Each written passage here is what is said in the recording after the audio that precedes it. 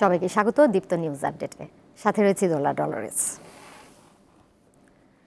শপথ নিলেন নবগঠিত নির্বাচন কমিশনের প্রধান নির্বাচন কমিশনার ও অন্য 4 কমিশনার।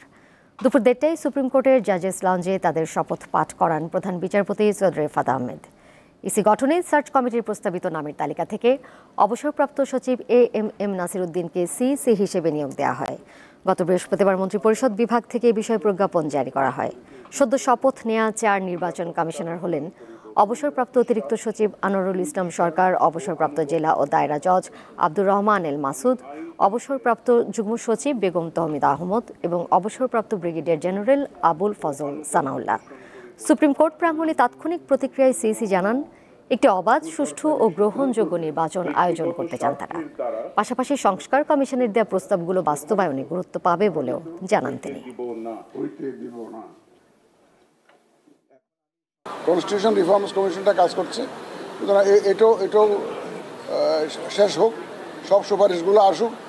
বেশি দিন তো নাই, ওনারা তো সরকার বলছে ডিসেম্বর পর্যন্ত টাইম দিয়েছে। ইটস নট ফার অ্যাওয়ে, অতি অল্প সময়। চ্যালেঞ্জ মোকাবেলা করার সাহস এবং অভিজ্ঞতা আমার আছে, সুতরাং আমি ইনশাল্লাহ যে কোনো ধরনের চ্যালেঞ্জ আসুক, সংশ্লিষ্ট সবাইকে নিয়ে ইনশাল্লাহ we will overcome those challenges. যুক্তরাষ্ট্রে তৈরি পোশাক পণ্যের শুল্কমুক্ত প্রবেশাধিকার বা জিএসপি পেতে পূরণ করতে হবে 11 দফা শর্ত। একথা জানিয়েছেন বাণিজ্য উপদেষ্টা শেখ বশির উদ্দিন। সকালে সচিবালয়ে বাণিজ্য উপদেষ্টার সাথে সৌজন্য সাক্ষাৎ করেন বাংলাদেশ সফররত যুক্তরাষ্ট্রের পররাষ্ট্র দপ্তরের আন্তর্জাতিক শ্রম বিষয়ক বিশেষ প্রতিনিধি কেলি এম ফে রদ্রিগেজের নেতৃত্বে একটি প্রতিনিধি দল। পরে বাণিজ্য উপদেষ্টা সাংবাদিকদের জানান, গত 1 দশক ধরে যুক্তরাষ্ট্রের বাজারে তৈরি পোশাক রপ্তানিতে জিএসপি সুবিধা পাচ্ছে না বাংলাদেশ, অথচ ইউরোপীয় ইউনিয়ন, জাপান সহ বেশ কিছু দেশে এই সুবিধা মিলছে। এ বিষয়ে যুক্তরাষ্ট্রের প্রতিনিধি দল বাংলাদেশের শ্রম অধিকার, ট্রেড ইউনিয়ন ও শ্রম আইন সংক্রান্ত 11 দফা শর্ত পূরণের তাগিদ দিয়েছেন বলে জানান বাণিজ্য উপদেষ্টা।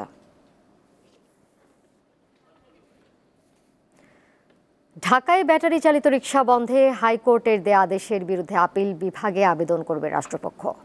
রোববার ডেপুটি অ্যাটর্নি জেনারেল নূর মোহাম্মদ আজমি এ তথ্য নিশ্চিত করেন।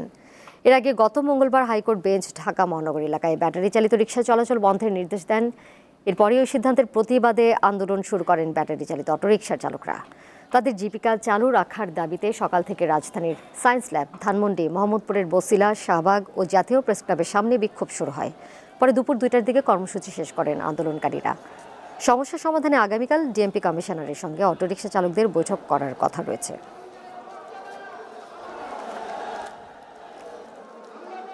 এখানে আপনারা দেখছেন লক্ষ লক্ষ শ্রমিক, তারা খেটে খাওয়ার জন্য আসছে। আমরা কিন্তু রাজনীতি করি না। আর এই যে 36 দিন আন্দোলন হলো, এই আন্দোলনে এই অটোরিকশা চালকদের যে কি ভূমিকা, এটা আপনারা সবচেয়ে ভালো জানেন। পুলিশে ব্যাটারি খুলে নিয়ে যায়, আমাদের বউ বলা ছেলেমেয়ে লেখাপড়া করে না, আমরা কি চলতে পারবো না দেশে? আমরা রুট পারমিট অনুযায়ী, যৌক্তিক রুট পারমিট অনুযায়ী গাড়ি চালাতে চাই। যদি না অন্যায় রায় প্রত্যাহার করা না হয়, তাহলে আমরা রাজপথ ছেড়ে যাব না। ন্যায্য ক্ষতিপূরণ এবং দীর্ঘমেয়াদে পুনর্বাসনের অপেক্ষায় তাজরিন ফ্যাশনসের শ্রমিকরা। অগ্নিকাণ্ডের ঘটনার দীর্ঘ 1 যুগ পরও হতাশায় দিন কাটছে তাদের। শোকার্ত ভয়াবহ সেই দিনটি স্মরণে সকালে তাজরিন ফ্যাশনসে জড়ো হন দুর্ঘটনায় আহত নিহতদের পরিবারের সদস্যরা। ফুল দিয়ে বিনম্র শ্রদ্ধায় তারা স্মরণ করেন নিহত সহকর্মীদের। সাভারের আশুলিয়ার নিশ্চিন্তপুর এলাকায় তাজরিন ফ্যাশনের ফটক দীর্ঘদিন ধরে তালাবদ্ধ। অবশেষে রোববার সেই তালা ভাঙেন প্রতিষ্ঠানটির সাবেক শ্রমিকরা। এরপর পুড়ে যাওয়া কারখানা ভবন চত্বরে ফুল দিয়ে সেদিনের ভয়াবহ অগ্নিকাণ্ডে নিহত শ্রমিকদের প্রতি শ্রদ্ধা জানানো হয়। 2012 সালের 24 নভেম্বর আশুলিয়া শিল্পাঞ্চলে তাজরিন ফ্যাশনে দেশের পোশাক খাতের অন্যতম ভয়াবহ দুর্ঘটনা ঘটে। সেই দিন অগ্নিকাণ্ডের ঘটনায় মৃত্যু হয় অন্তত 117 শ্রমিকের। আহত হন 3 শতাধিক শ্রমিক, যা স্মরণ করে আজও কেঁদে ওঠেন ভুক্তভোগীরা। আমি আমার স্বামী, আমরা দুজনে এখানে কাজ করতে আসি। নভেম্বর আগুন লেগে আমি তো অনেক আহত হয়ে গেছি। আমার 6 মাসের বাচ্চা পেরেছিল। আমার স্বামী অনেক অসুস্থ ছিল, কিন্তু আমার স্বামী মারা গেছে। দীর্ঘ সময় পেরিয়ে গেলেও নিহতদের পরিবার ও আহতদের মাঝে রয়েছে নানা আক্ষেপ, অভিযোগ। ক্ষতিপূরণ দেওয়ার ব্যবস্থা করবেন, আমাদের পরিবারবর্গ সহ আমাদের চিকিৎসার দাবি জানায়। উনি মালিকরে দেখেন স্বৈরাচারী সরকার কিন্তু তারে বন্ধু বানায় কাঁধে কাঁধ মিলে চলছে। আমরা আশা করি না এই সরকারের কাছে যে উনিও তার বন্ধু হবে।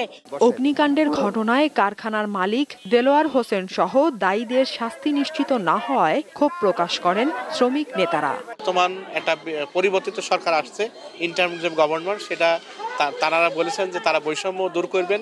তা আমরা আশা করি যে তাজরিন গার্মেন্টসের এই শ্রমিকদের এই বৈষম্য দূর করে তাদের ক্ষতিপূরণ সুচিকিৎসা নিশ্চিত করবেন এবং খুনি যে দেলোয়ার তার শাস্তি নিশ্চিত করবেন। পাশাপাশি আজকে সকল শ্রমিকদের শ্রদ্ধা নিবেদন করতে পারে তার জন্য সরকারিভাবে একটা ছুটি ঘোষণা করবেন।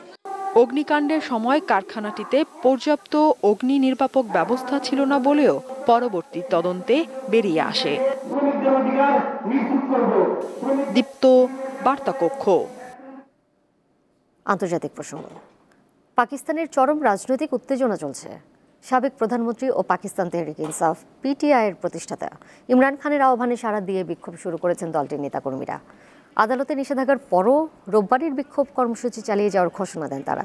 এ লক্ষ্যে ইসলামাবাদ ঘেরাও সফল করতে নেতাকর্মীরা বিভিন্ন অঞ্চল থেকে জড়ো হতে শুরু করেছেন।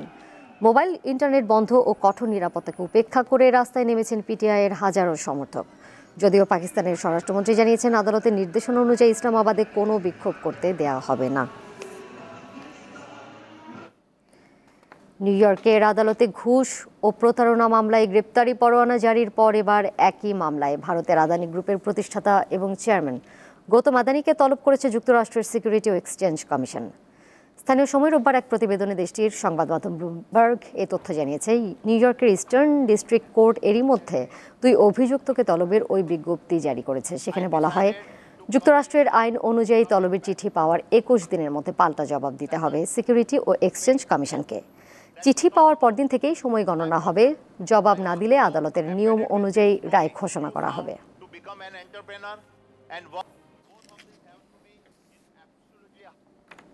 আর এই ছিল দীপ্ত নিউজ আপডেটে। বিকেল 5টায় দেখবেন দীপ্ত সংবাদ। এছাড়াও আরও তথ্য এবং বিনোদনের নানা খবর জানতে যুক্ত থাকুন দীপ্ত ডিজিটাল প্ল্যাটফর্মে। সবাইকে ধন্যবাদ।